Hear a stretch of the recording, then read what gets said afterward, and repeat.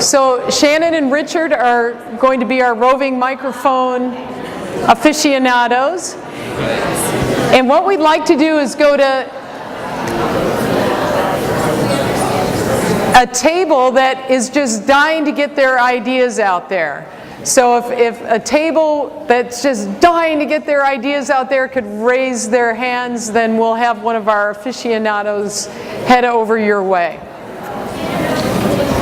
Dying table? Are you guys a dying table? Oh, there we've got a taker. Okay.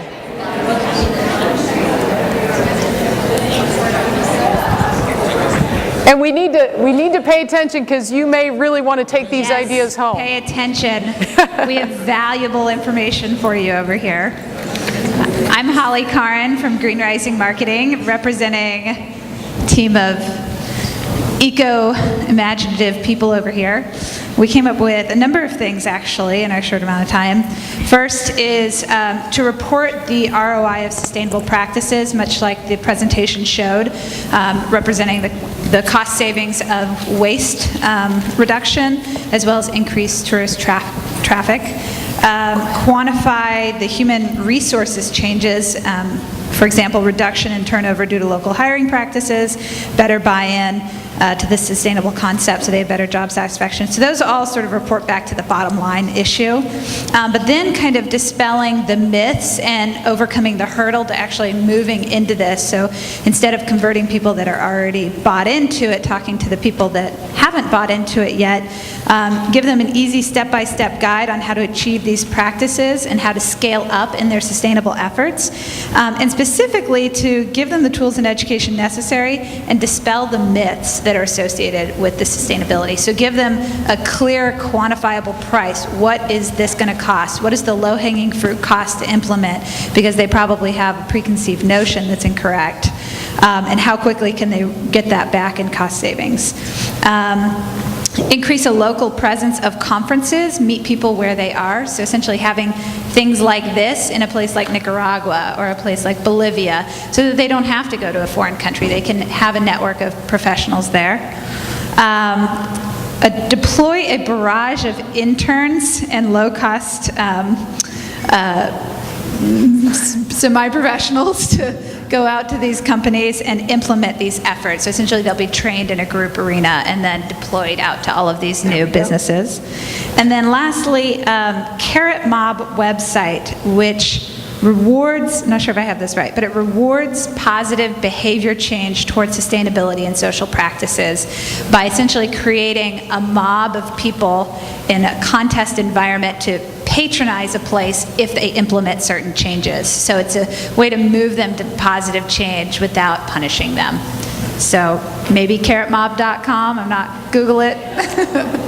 Thank you. Thank you.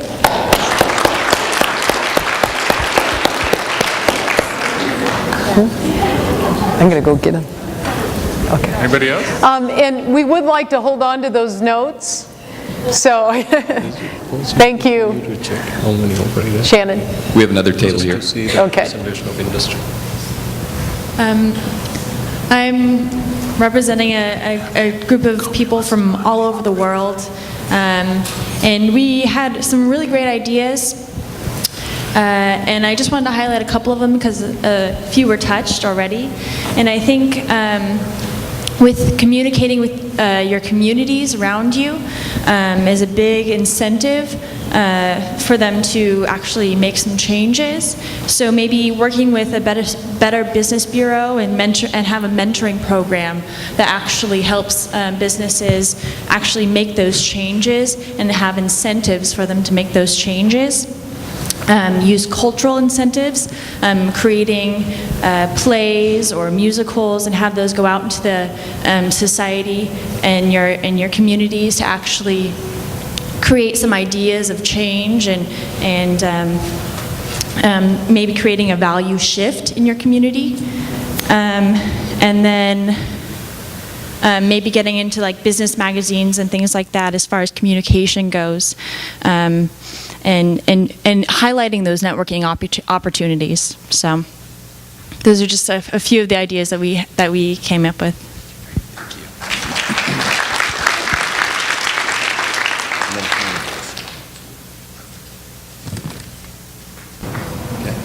We have time for a couple more.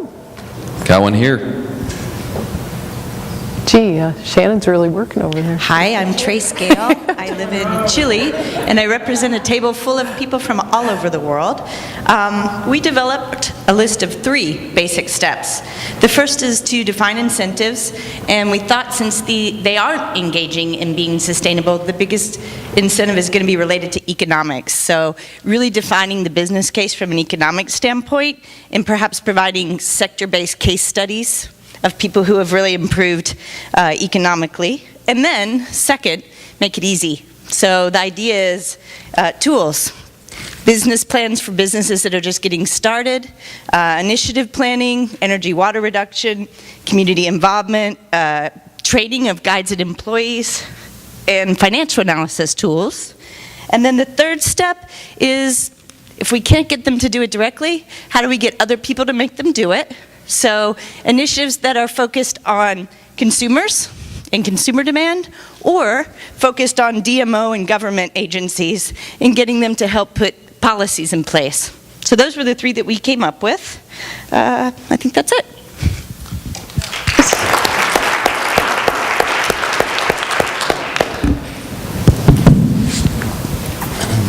Hi, Joe Stoiano. We have a very diverse table here as well. We came up with maybe not so much solutions to mainstreaming sustainability, but more kind of things to ponder. Biggest one being transparency. Don't hide behind a seal. Really make it transparent. We also felt that our industry as a whole, the efforts are very heavy on the supply side, and a lot of future movement needs to be emphasized on the demand side, the actual traveler, the consumer. We did like the idea of a lot of programs in the future need to really emphasize the youth. The young travelers, what's the youth market doing, and having them be the change agents in the future. We had a little bit of a problem with the whole common language thing, and when it comes to guidelines and overarching accreditation, because we felt that comes with some risks when you're dealing with different countries, different operators, different localities. So maybe another little discussion about the whole common language thing and the pitfalls around that. And we had a great example from India. It's the Orchid Ecotel, which is a great a chain of hotels that are really ecologically responsible. Don't know if they abide by any kind of criteria or whatnot, but they're doing the right thing. And when guests check in there at the hotel, they're not asked, "Can I show you to the room?" They're asked by the staff, "Would you like to take the tour of our sanitation facilities or the water treatment facilities?" And they all do, and they love it, and that gets the ball rolling at that property. Great, thank you very much.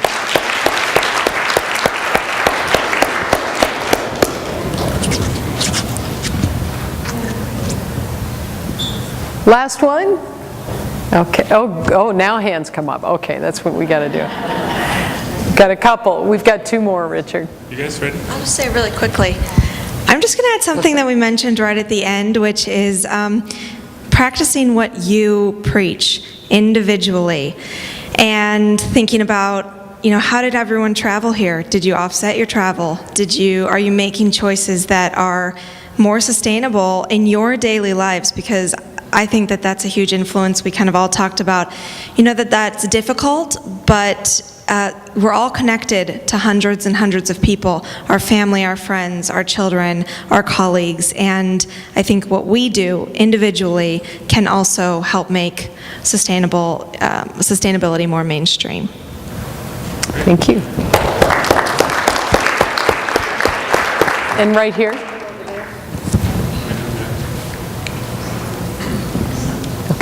I'd just like to elaborate on Joe's point over there about common language.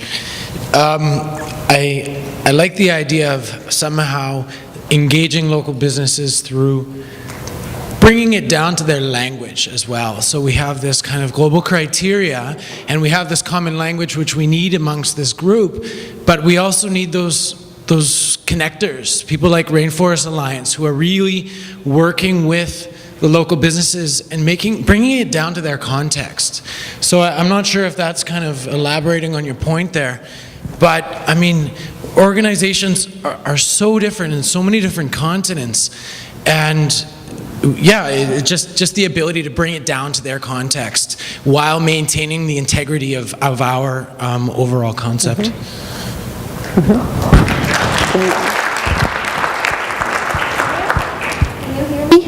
Yeah. That's an excellent point, and I just wanted to share with you an experience that I had with a group in Thailand where everything that I've heard over the last 5 years is that you can't have communities and small businesses implement the criteria, that they will never go for it because it's too much for them. And so there's this group in the mountains of Thailand that came together and took the criteria. We didn't know about them until after they did this exercise. And these are small 3-bedroom places, 4-bedroom places, and they analyzed, created an association, brought everybody together, and they went through the process of analyzing the criteria and creating it and adapting it to the realities of Thailand in that particular region.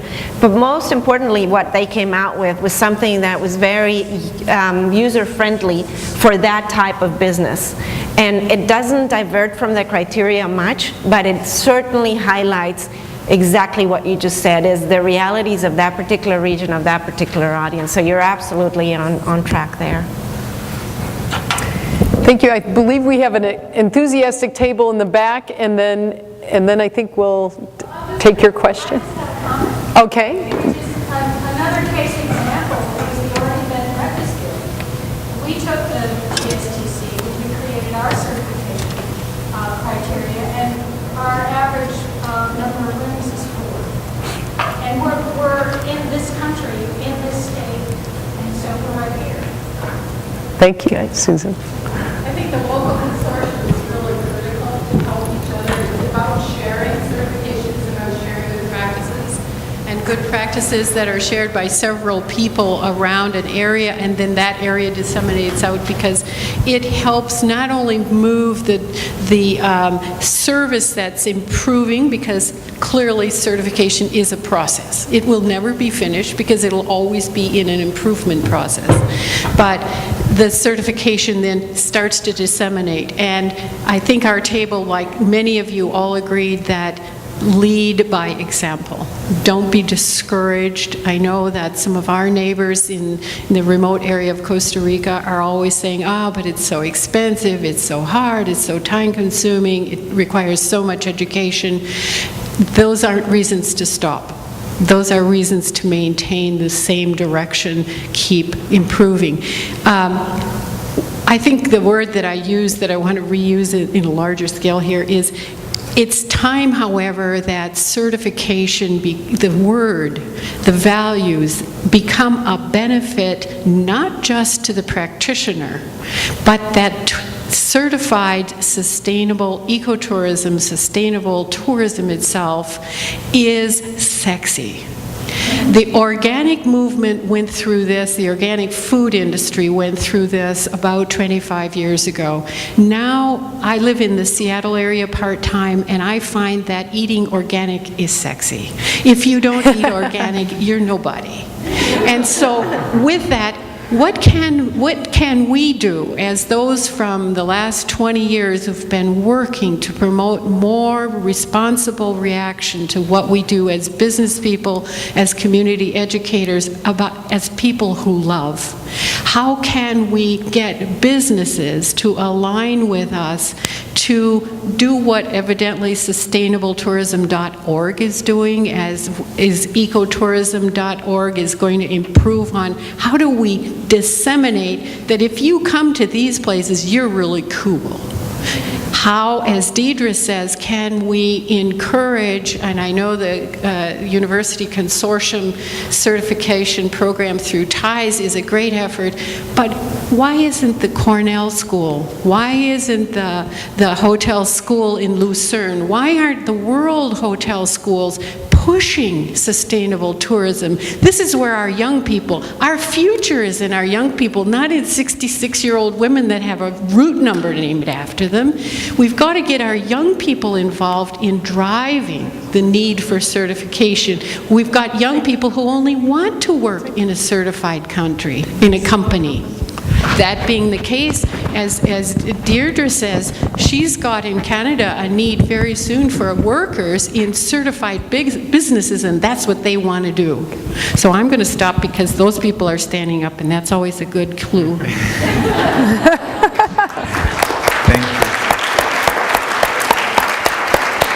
Thank you, Karen. Thank you, Karen. Just a comment along the lines of what you mentioned. And by the way, Karen Lewis is one of the owners of La Parrillos, another great example in Costa Rica of a lodge. I think one of the first ones, as well as Glenn Jean Paul. Where is Glenn? He left Glenn Jean Paul from Finca Rosa Blanca that achieved the highest ranking under the Costa Rican Sustainability Program. So great source of information for those interested in not just certification but sustainability, bottom line. In terms of the coolness of the movement, I think that the fantastic communications and market access communications and branding committee and the market access committee for the council, which I'm not part of, but they are full of cool people thinking very creatively. One of the committees is led by Leilani Latimer from Sabre Holdings, and the other committee is led by Richard here. And the work that they're doing, I mean, I can just tell you the designs of the t-shirts that I saw with the council logo are very cool. So we're thinking along the lines of what you're mentioning, and hopefully next year we will all wear them. Well, thank you, everyone. To wrap this up, we would, as I say in my classes, please pass your papers forward, and we'd love to collect your ideas, and we value your contributions. So thank you very much for attending today. Okay, that wasn't the real wrap-up. I'm doing the real wrap-up. So, and you're taller than me, yeah. So I would like to reiterate one more time. I've been involved with the GSTC for just a little over a year, so I don't get to take too much credit at all. But these three people up here have worked tirelessly for years on this, and I would just like to acknowledge them one more time. Thank you very much. Thank you. And since somehow I inherited the gift-giving title today, so I'm going to hand out something to each one of them. Here you are, madam. Oh, thank you so much. That's awesome. Thank you very much.